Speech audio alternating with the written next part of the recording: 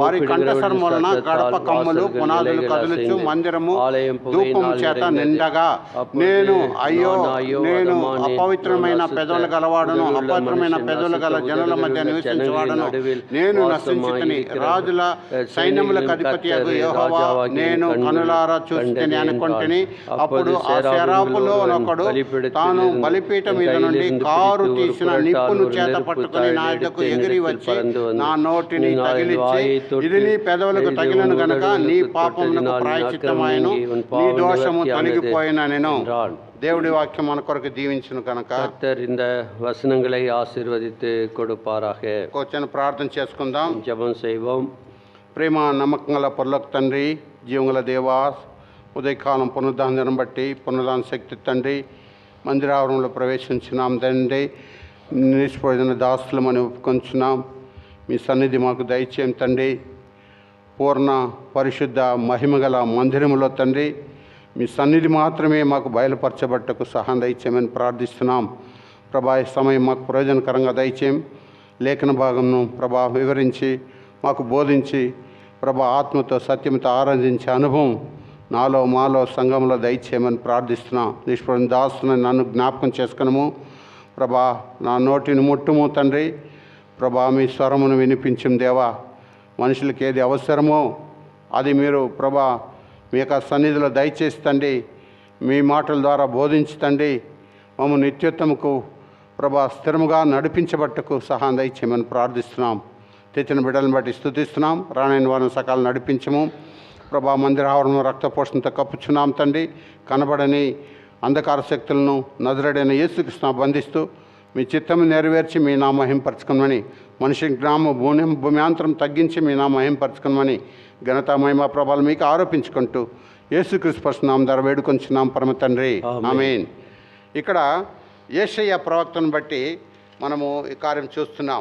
இங்கே ஏசாயா தீர்க்கதரிசியை குறித்து நாம் வாசிக்கின்றோம். కనుక ఇక ప్రవచనం ఎలాగ జరిగిందంటే இந்த வெளிப்பாடு எப்படி நடந்தது என்றால், కనుక ఈ యొక్క గ్రంథం అన్నిట్లో మనకు 14 మంది ప్రవక్తలు ఉన్నారు. 14 பேர்கள் தீர்க்கதரிசிகள் இருக்கிறார்கள். అందులో 4 పెద్ద ప్రవక్తలు, 12 మంది చిన్న ప్రవక్తలుగా ఉంటున్నారు. 4 பெரிய தீர்க்கதரிசிகளும் 12 பேர் சிறிய தீர்க்கதரிசிகளுமாய் இருக்கிறார்கள். కనుక వారు మొత్తం 14 మంది ప్రవక్తలు ఈ యొక్క గ్రంథమును రచించిన వారై ఉన్నారు. இந்த தீர்க்கதரிசன புத்தகங்கள் எல்லாம் எழுதிய தீர்க்கதரிசிகள் 14 பேர்கள் இருக்கிறார்கள். వాటిలో 4 పెద్ద ప్రవక్తలుగా ఉంటున్నారు. அதிலே 4 தீர்க்கதரிசிகள் பெரிய தீர்க்கர்கள் என்று சொல்லக்கூடியார்கள், மேஜர் ப்ராஃபிட்ஸ் என்று. కనుక వాటిలో మొదటి ప్రవక్త పెద్ద ప్రవక్త ఎవరంటే యేషయా. அதிலே மேஜர் ப்ராஃபிட்ஸ் பெரிய தீர்க்கதரிசிகளே ஏசாயா முதல்வராக இருக்கிறார். కనుక ఈ యేషయా ఇంత గొప్ప ఆ యొక్క ప్రవచనము 66 అధ్యాయములు రచించిన ప్రవచన దర్శనము దేవుడు ఆయనకు అనుగ్రహించినాడు. ஏசாயா இந்த புத்தகத்திலே 66 அதிகாரங்கள், ஒரு நீண்ட தீர்க்க தரிசன வசனங்களை ஆண்டவர் அவருக்கு கொடுத்தார். ఇది ఎప్పుడు జరిగిందంటే ఈ రాజైన ఉజ్జియా మరణించిన సంవత్సరంలో ఈ ప్రవచనము అక్కడ చెప్పబడి ఉన్నది. ஆகவே இந்த 6ஆம் அதிகாரத்திலே வாசிக்கும் போது ஊசியா ராஜா மரணம் அடைந்த வருஷத்திலே என்று ஆரம்பிக்கிறது. ఆ దినాల్లో యూద జనాంగము రెండుగా విభజించబడింది, 2 గుంపులుగా. ஆகவே அந்த நேரத்திலே இஸ்ரவேல் 12 கோத்திரங்கள் 2 ராஜ்யமாக பிரிந்து விட்டது. ఒకటి ఇశ్రాయేల్ రాజ్యము, ఒకటి యూదా గోత్రము. ஆகவே ஒரு இஸ்ரவேல் தேசம், இன்னொன்று யூதா தேசம் என்று 10 రాజ్యములు ఒక పక్క, 2 రాజ్యములు ఒక పక్క. ஆகவே 10 கோத்திரங்கள் ஒரு இஸ்ரவேல் கூப்பிடப்படுகிறது, 2 கோத்திரங்கள் யூதா தேசம் என்று அழைக்கப்படுகிறது. అలాంటి సమయంలో ఈయన దర్శనము పొందుతున్నాడు ఈ యేషయా. இந்த தருணத்திலே ஏசாயா இந்த தீர்க்க தரிசனத்தை தேவன் கொடுக்கிறார். కనుక ఆ దర్శనంలో ఆయన ఏం చూస్తున్నాడంటే, இந்த தரிசனத்திலே அவர் பார்க்கிற காரியம் என்ன? కనుక అక్కడ అత్యున్నతమైన సింహాసనమందు ప్రభు ఆసనుడై ఉండగా నేను చూచితిని అంటున్నాడు. ஆகவே அங்கே வாசிக்கிறோம், ஆண்டவர் உயரமும் உன்னதமான சிங்காசனத்தின் மேல் வீற்றிருக்க கண்டேன். ఆయన చొక్కాయి అంచులు దేవాలయము నిండుకొనెను. அவருடைய வஸ்திர தொங்கல் தேவாலயம் நிறைந்திருந்தது. కనుక ఇప్పుడు మనం ఆఖరి పాట పాడుకున్నాం.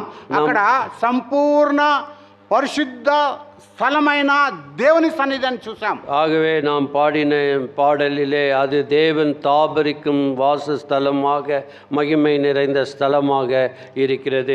ఈ దినము కూడా ఈ యొక్క పరిశుద్ధ మందిరములో దేవుని యొక్క సన్నిధి మనకు ఉంటున్నది. ஆகவே நாம் இங்கே சபையாக கூடி வரும்போது தேவனுடைய பிரசன்னம் நமக்கு மத்தியிலே இருக்கிறது. కనుక వీటిని మర్చిపోకూడదు.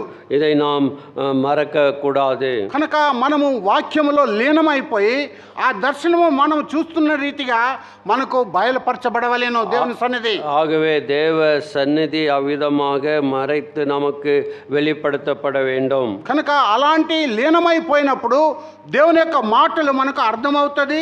అప్పుడు దేవుని సన్నిధిలో ఆరాధించటకు మనం యోగ్యులం అవుతాం. அந்த நேரத்தில் தம்முடைய வார்த்தை தேவன் வெளிப்படுத்தி கொடுத்து அவரை எப்படி ஆராதிக்க வேண்டும் என்று சொல்லி கொடுக்கிறார். ఇక్కడ యేషయా కూడా అదే కలిగింది.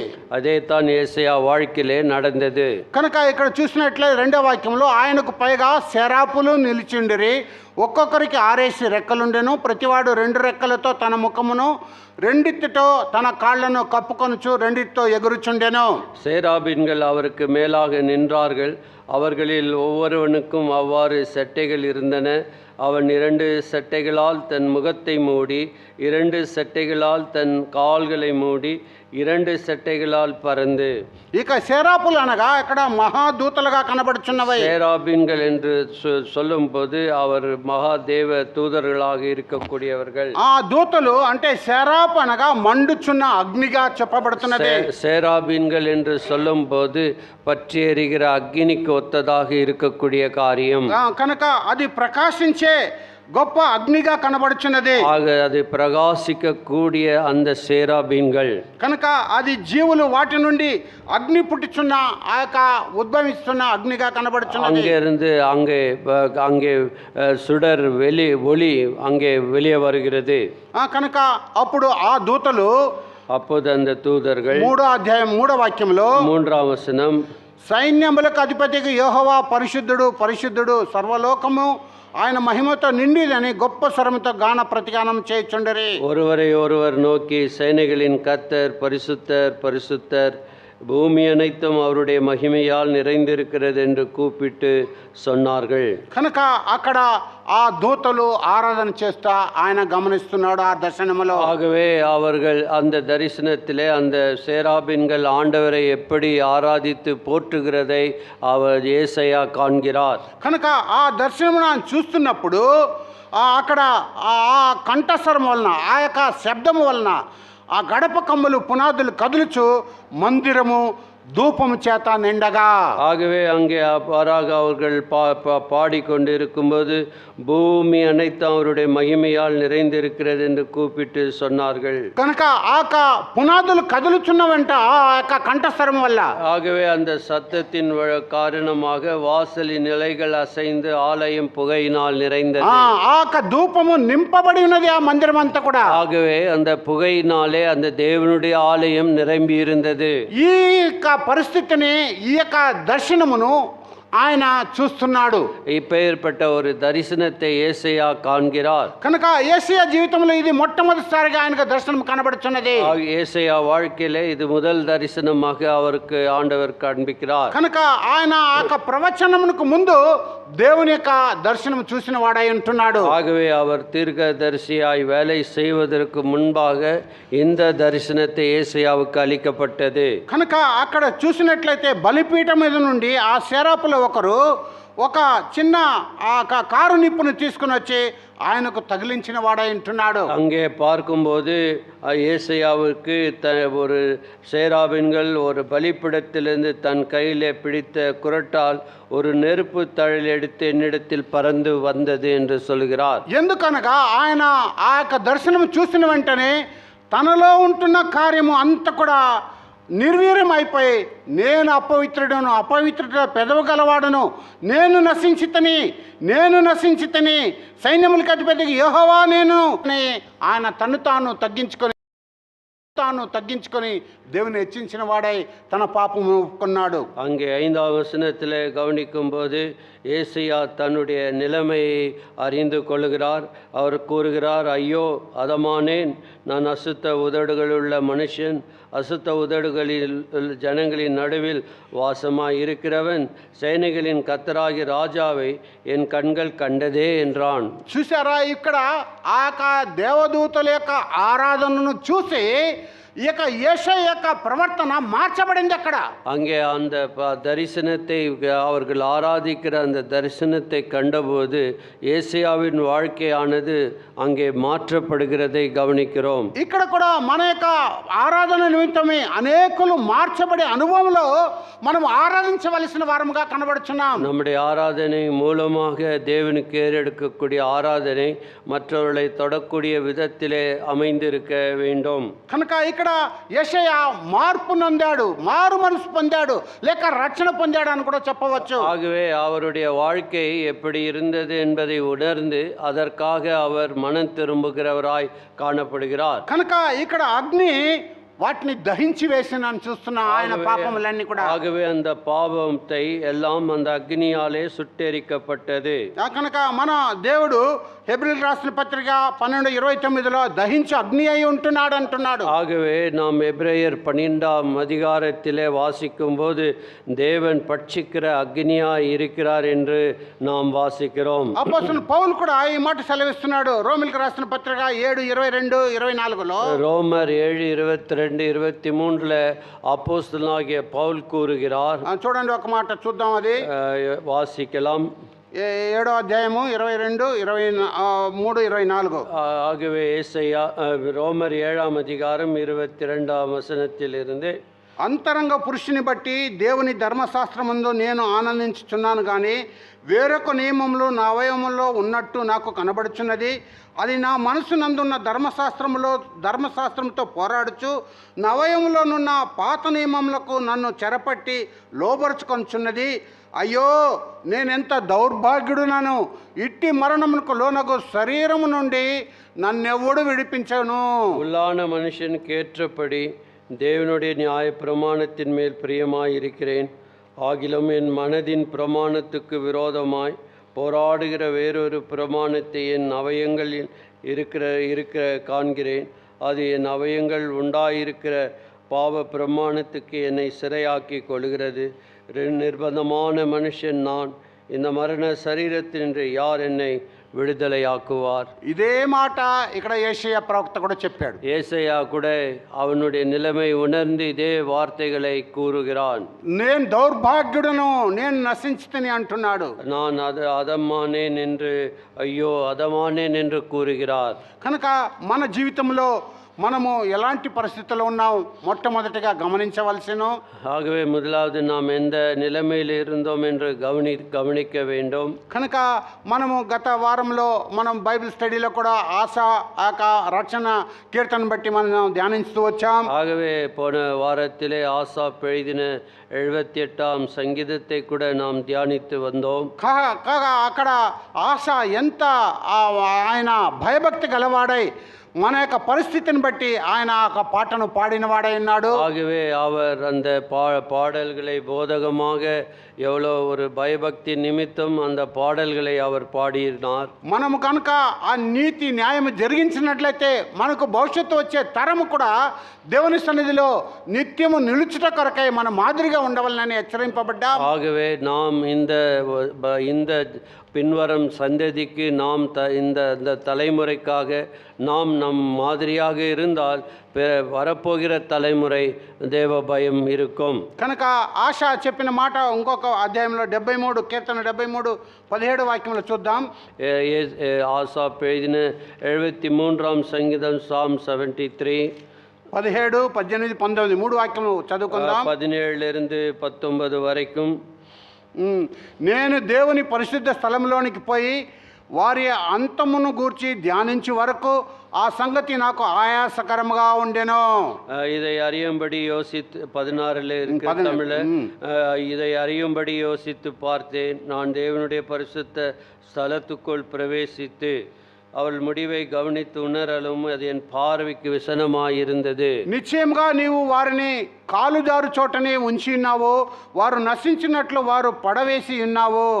நிச்சயமாக நீர் அவர்களை சறுக்கலான இடங்களிலே நிறுத்தி பாழான இடங்களிலே விழ பண்ணுகிறீர். 19 క్షణమాత్రంలో వారు పాడైపోదురు, మహాభయము చేత వారు కడముట్టి నశించుదురు. அவர்கள் ஒரு நிமிஷத்தில் எவ்வளவு பாழாய் போகிறார்கள், பயங்கரங்களால் அழிந்து நிர்மூலமாகிறார்கள். ఈ రీతిగా ఆయన వ్యాకులపడి ఆశ ఆ సంఘమును గురించి ఆ ప్రజలను గురించి బాధపడుచున్నాడు. ஆகவே ஆசா இந்த ஜனங்களை குறித்து அவ்வளோ ஒரு விசனப்படுகிறார். కనుక ఆయన మాదిరిని మనము అనుసరించవలసిన వారమై ఉంటున్నాం. அவருடைய மாதிரி நாம் பின்பற்ற விருப்பமுள்ளவர்களாய் இருக்க வேண்டும். కనుక ఇక్కడ బలిపీఠం నుండి అగ్ని తీయబడింది. అగ్నిயானது அந்த பலிபீடத்திலிருந்து எடுக்கப்படுகிறது. అగ్ని ద్వారా మనము రక్షింపబడవలేను. ஆகவே அக்னி மூலமாய் நாம் ரட்சிக்கப்படுகிறோம். మలాకి రాసిన పుస్తకము 3:2 ఒక మాట ఉన్న చూడండి. మల్కియా என்ற புத்தகம் கடைசி புத்தகத்திலே 3ஆம் அதிகாரம் 2వ వాక్యంలో 2ஆம் வசனத்திலே வாசிக்கிறோம். ఈ అగ్ని గురించి ఒక మాట ఉన్నది. அங்கே அக்னி குறித்து நாம் வாசிக்கிறோம். 3వ అధ్యాయం 2వ వాక్యము. మల్కియా 3:2.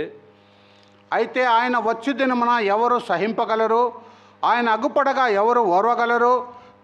ఆయన కంసాలి అగ్ని వంటి వాడు, చాకలి వంటి సబ్బు వంటి వాడు, వెండిని శోధించి నిర్మలం వాడైనట్లు కూర్చుని ఇండియు లేవీయులు నీతిని అనుసరించి యెహోవాకు నైవేద్యము చేయనట్లు వెండి బంగారము నిర్మలం చేయ రీతిన ఆయన వారిని నిర్మూలము చేయును. ஆனாலும் அவர் வரும் நாளை சகிப்பவன் யார்? அவர் வெளிப்படுகையில் நிலை நிற்பவன் யார்? அவர் புடம்பிடுகிறவனுடைய அக்னியைப் போலவும் வண்ணாருடைய சவுக்காரத்தைப் போலவும் இருப்பார். அவர் உட்கார்ந்து வெள்ளியை புடம்பிட்டு சுத்திகரித்து கொண்டிருப்பார். அவர் லேவின் புத்திரரை சுத்திகரித்து அவர்கள் கர்த்தருடையவர்களாய் இருக்கும்படிக்கு நீதியை காணிக்கையாக செலுத்தும்படிக்கு அவர்கள் பொன்னை போலவும் வெள்ளியை போலவும் புடம்பிடுவார். కనుక వారిని నిర్మలన చేయను. ஆகவே அவர்களை அழிப்பார் என்ற வார்த்தை சுத்திகரிப்பார். కనుక ఈ అగ్ని మనల్ని శుద్ధీకరిస్తున్నదండి. ஆகவே இந்த అగ్ని நம்மை சுத்திகரிக்கிறதா இருக்கிறது. కనుక మన పాత నిబంధనలో కూడా ఒక మాట చూడొచ్చు, ఆరాధన అనగా పరిశుద్ధపరిచే ఆరాధనగా కనబడుచున్నది. ஆகவே ஆராதனை என்றால் பரிசுத்தப்படுத்துகிறது ஆராதனை. కనుక అది నిర్గమకాండంలో చూడొచ్చు 19:18లో. యాత్రాగమం 19ஆம் அதிகாரம் 18ஆம் வசனம். ఆ బలి అర్పణ నిమిత్తమై వారు పరిశుద్ధపరచబడతారు. ஆகவே அந்த అగ్ని మూలமாக அவர்கள் பரிசுத்த பண்ணப்படுகிறார்கள். కనుక ఆ పరిశుద్ధతను ఈ రోజు నీవు నేను పొంది ఉండి దేవుని ఆరాధించవలసిన వారమై ఉంటున్నాం. ஆகவே அந்த விதமான ஒரு பரிசுத்தத்தை நாம் இந்த நாளிலே பெற்று கர்த்தரை ஆராதிக்க வேண்டும். కనుక అలాంటి ఆరాధన దేవుడు కోరుకొనుచున్నాడు. அவ்விதமான ஒரு தகுந்த ఆరాధனை தேவன் ఎదిర్పార్க்கிறார். ఎలియా కూడా తన జీవితంలో ఆ దినాల్లో 1 రాజుల గ్రంథం 18వ అధ్యాయంలో ప్రార్థించినప్పుడు పరలోకం నుండి దేవుని అగ్ని దిగి వచ్చి ఆ యొక్క బలిని దహించి వేసెను. ஆகவே 1 ராஜாக்கள் 19ஆம் அதிகாரத்திலே எலியா ஜெபித்த போது வானத்திலிருந்த அக்னி புறப்பட்டு அந்த பலிபீடத்தை நக்கி போட்டது என்று வாசிக்கிறோம். కనుక మరొకటి చూడగలము, తబేరా మంటలు, తబేరా అగ్ని అనేసి అక్కడ ప్రజలు కూడా ఆ యొక్క సంఖ్యాకాండంలో దేవుని అగ్ని వారిని వేరొక అగ్ని తీసుకొచ్చి దేవుని సన్నిధిలో పేర్చిన దాన్ని బట్టి అగ్ని వారిని దహించి వేసెను. தபேரா என்ற அவர்கள் முரட்டாட்டம் பண்ணுகையிலே தேவனிடத்திலே அக்னி வந்து அவர்களை பட்சித்து போட்டது என்று வாசிக்கிறோம் புத்தகத்திலே. దీని నిమిత్తమే మనం ఏం నేర్చుకుంటున్నామంటే అగ్ని అనగా దేవుని అగ్ని అయి ఉండాలి, అది పరిశుద్ధమై ఉండాలి. దేవునికి అర్పించే ఆ బలి అర్పణ ఎంతో విలువ కలిగేదిగా భయభక్తులతో అర్పించవలసిన వారమై ఉంటున్నాం. நாம் ஆண்டவருக்கு கொடுக்கிற அர்ப்பணம் ஆராதனை ஆனது தேவனுக்கு தகுதியாக பரிசுத்தமாக ஏற்றுக்கொள்ளப்பட விதமாக இருக்க வேண்டும் என்று தேவன் விருப்பப்படுகிறார். ఏనో దానము లేక అలవాటు ప్రకారంగా నేను చేయవలసిన కార్యం ఇది అని అనుకుంటూ నీ మనసులో వచ్చిన రీతిగా నువ్వు ఆరాధించినట్లయితే అది దేవునికి అంగీకారంగా ఉండదు, అది మనకు శాపమై మారిపోతుంది. ஆகவே நாம் ஏதோ வழக்கமாக இதை ஒவ்வொரு வாரமும் அப்படி செய்து போய் விடுகிறோம் என்று இல்லாதபடிக்கு அது தேவனுக்கு பிரியமற்ற ஆராதனை, நாம் பிரியமுள்ள ஆராதனை செய்ய அழைக்கப்படுகிறோம். కనుక ఆ బలిపీఠం మీద మన ఆరాధన ఎంతో యోగ్యమైనదిగా కనబడవలెను. ஆண்டவர் சந்நிதியிலே நம்முடைய ஆராதனை தகுதியாக இருக்க வேண்டும். కనుక అలాంటి ఆరాధన దేవుడు కోరుకొనుచున్నాడు. அப்பேற்பட்ட ஆராதனை தேவன் விருப்பப்படுகிறார். కనుక చూడండి, యాకోబు అది దావీదు కూడా కీర్తన గ్రంథము 50 అధ్యాయంలో 3, 4, 5లో சங்கீதம் 50ஆம் அதிகாரம் Psalm 50 3, 4, 5 3 5 వரைக்கும் మన దేవుడు ఏం చేయుచున్నాడు? ఆయన మౌనంగా నుండడు. ఆయన ముందర అగ్ని మండుచున్నది, ఆయన చుట్టూ ప్రచండ వాయువు విసురుచున్నది. ఆయన తన ప్రజలకు న్యాయం తీర్చుటకై బలి అర్పణ చేత నాసుకొని నా భక్తులు నా యొద్దకు సమకూర్చుడని మీది ఆకాశమును భూమిని పిలుచుచున్నాడు. நம்முடைய தேவன் வருவார், மௌனமாயிரார். அவருக்கு முன் அக்னி பட்சிக்கும், அவரை சுற்றிலும் மகா பூசல் கொந்தளிப்பாயிருக்கும். அவர் தம்முடைய ஜனத்தை நியாயம் தீர்க்க உயர இருக்கும் வானங்களிலும் பூமியையும் கூப்பிடுவார். కనుక బలి అర్పణ చేత నాతో నిబంధన చేసుకున్న నా భక్తులను నా యొద్దకు సమకూర్చుడి అంటున్నాడు. பலியினாலே என்னோடு உடன்படிக்கை பண்ணின என்னுடைய பரிசுத்தவான்களை என்னிடத்தில் கூட்டுங்கள் என்றார். ఈ దినము దేవుని సన్నిధిలో బలి అర్పించిన కొరకే మనం చేర్చబడి ఉన్నాము. நாம் இன்றைக்கு தேவனுக்கு பலி, துதி பலியை கொடுக்க நாம் ஒன்றாக கூடியிருக்கிறோம். ఆ నిబంధన అనగా దేవుడు తన స్వరక్తం నీచ కొన్నబడిన సంఘముగా నిన్ను నన్ను ఆ క్రయమునకు కొని ఉన్నాడు. ஆகவே தேவன் நம்மோடு உடன்படிக்கையினாலே நாம் அவர் மரணத்தின் மூலம் நம்மோடு ஒரு உடன்படிக்கை செய்து கொண்டிருக்கிறார். కనుక ఆ బలి అర్పణము ఎంతో విలువగలదిగా, దేవునికి పరిశుద్ధమైనదిగా, యోగ్యమైనదిగా ఉండవలనని దేవుడు కోరుకొనుచున్నాడు. இந்த பலியானது தேவனுக்கு உகந்ததாக ஏற்றுக்கொள்ளுகிற விதத்திலே காணப்பட வேண்டும். కనుక అలాంటి బలి అర్పణను దేవుడు కోరుకొనుచున్నాడు.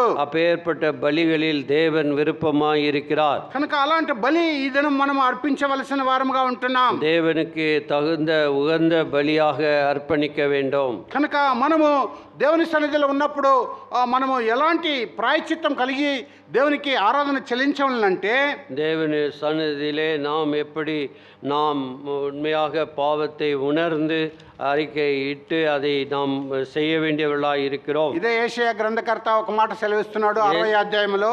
ஏசாயா 60ஆம் அதிகாரம், ஐசையா chapter 60 60 అధ్యాయం చూడండి. 60 అధ్యాయము ஏசாயா 60ஆம் அதிகாரம் 7వ వాక్యమును గమనించండి. 7ஆம் வசனம். నీ కొరకు కేదారు గొర్రెల మందలను కూడుకొనును, సేబాతు పొటేళ్ళు నీ పరిచర్యకు ఉపయోగములగును. అవి నా బలిపీఠము మీద అంగీకారములగును. నా శృంగార మందిరమును నేను శృంగారించెదను. கேதாரின் ஆடுகள் எல்லாம் உன்னிடத்தில் சேர்க்கப்படும். நிபயோரத்தின் கடாக்கள் உன்னை சேவித்து அங்கீகரிக்கப்பட்டதாய் என் பலி பீடத்தின் மேல் ஏறும். என் மகிமை ஆலயத்தை மகிமைப்படுத்துவேன். కనుక దేవుడు నీ కొరకై ఆయన కేదారు నుండి గొర్రె మందలను కూడుకొనుటకు నేబాతు పొట్టేలను నీ పరిచర్యకు ఉపయోగములుగా అవి దేవునికి అంగీకారంగా ఇవ్వబడుచున్నది. ஆகவே சொல்லப்பட்ட இடங்களிலிருந்து சிறந்த காரியங்களை தேவன் பலிக்காக அவர் கொடுக்கிறவராய் இருக்கிறார். ఎంత శ్రేష్టమైన బలి అర్పణ అది చూడండి. ஆகவே அது பெயர்பட்ட பலியாய் அங்கீகரிக்கப்படக்கூடியதாய் இருக்கக்கூடிய பலிகள். అయితే దేవుడు మనకు చెప్పిన రీతిగా నీ బలిని నేను కోరుకోవట్లేదు, నలిగిన విరిగిన హృదయమునే నేను బలిగా కోరుకొనుచున్నాను అంటున్నాడు. ஆண்டவர் சொல்கிறார், நான் பலிகளை விருப்பப்படவில்லை, நொறுகுண்ட ஆவி உள்ளவர்கள் என்னிடத்தில் வருவதே நான் விரும்புகிறேன். కనుక అలాంటి మనము ఆ దేవునికి సమాధానార్థమైన ఆ యొక్క బలిని దేవుని అర్పించటకు మనం సిద్ధంగా ఉండవలేను. ஆகவே அவ்விதமான பலிகளை தேவனுக்கு கொடுக்க நாம் ஆயத்தமாய் இருக்க வேண்டும். కనుక ఈ ఉదయకాలము యేషయా లాగా దేవుని సన్నిధిలో అపవిత్రుడని చెప్పబడినప్పుడు తన నోటికి కారు నిప్పు తగిలి ప్రాయశ్చిత్తం పొందినవాడుగా కనబడుచున్నాడు. ஏசாயா அங்கே அந்த தரிசனத்திலே பார்க்கும்போது அவர் தன்னுடைய நிலைமை உணர்ந்து நான் ஐயோ அதமானேன் அசுத்த உதடுகளுள்ள மனுஷன் என்று சொல்லி அவன் சொல்லும்போது குரட்டால் நெருப்பு கொண்டு வந்து அவன் வாயை தொட்டது. కనుక ఆ ప్రాయశ్చిత్తం అయిన తర్వాత ప్రవక్త అయిన యేషయా ఈ 66 అధ్యాయములు ప్రవచనముగా దేవుని సన్నిధిలో రాయటానికి ఆ దేవుడు అనుమతించిన వాడై ఉంటున్నాడు. இதற்கு பிறகு தேவன் அவரை ஊழியத்தில் எடுத்து பயன்படுத்தி அந்த தீர்க்க தரிசன புத்தகத்தை எழுதக்கூடிய ஸ்லாக்கியத்தை ஏசாயாவுக்கு கொடுத்தார். కనుక మనం అలాంటి అనుభవంలో మన దేవుని సన్నిధిలో భవిష్యత్తు కొరకై ఆరాధన చేసి పరిశుద్ధపరిచి అనేకులను ఆరాధకులుగా చేయటకు మనం ఆరాధన అలాగ ఉండులాగున మనం దేవుని ఆరాధించవలేను. ஆகவே இப்படிப்பட்ட ஒரு ஆராதனை தேவனுக்கு உகந்ததாக காணப்பட வேண்டும். కనుక అలాంటి ఆరాధన ఈ ఉదయకాలం దేవుడు మనకు అనుగ్రహించును గాక. இவ்விதமான ஆராதனை செய்ய ஆண்டவர் உதவி செய்வாராக. దేవుడు వాక్యం మన కొరకు దీవించు. ஆண்டவர் இந்த வார்த்தைகளை ஆசீர்வதிப்பார். சொல்லப்பட்ட வசனத்தின் வெளிச்சத்திலே கர்த்தரை ஆராதிப்போம். చెప్పబడిన వాక్యపు వెలుగులో ప్రభుని ఆరాధించుకుందాం. முதலாவது Sunday class children will worship the lord. మొట్టమొదటిగా సండే క్లాస్ పిల్లలు ఆరాధిస్తారు. பிறகு சண்டே கிளாஸ் டீச்சர்ஸ் ஆராதிப்பார்கள். తర్వాత సండే క్లాస్ టీచర్స్ ఆరాధిస్తారు. பிறகு வாலிபர்கள் யூத் வில் வர்ஷிப். తర్వాత యవనస్తులు ఆరాధిస్తారు. பிறகு சகோதரன் ஒரு சகோதரி சுருக்கமாக தயவு கூர்ந்து சுருக்கமாக ஆராதிக்கடி எல்லா தாழ்மையோடு கேட்டுக்கொள்கிறோம். తర్వాత ఒక సహోదరుడు ఒక సహోదరి క్లుప్తంగా బిగ్గరగా మీ యొక్క ఆరాధన ఉండలాగిన మేము మీ సన్నిధిలో మనవి చేస్తున్నాం. కరుణై నాదా మగారాజా యేసు కరుణై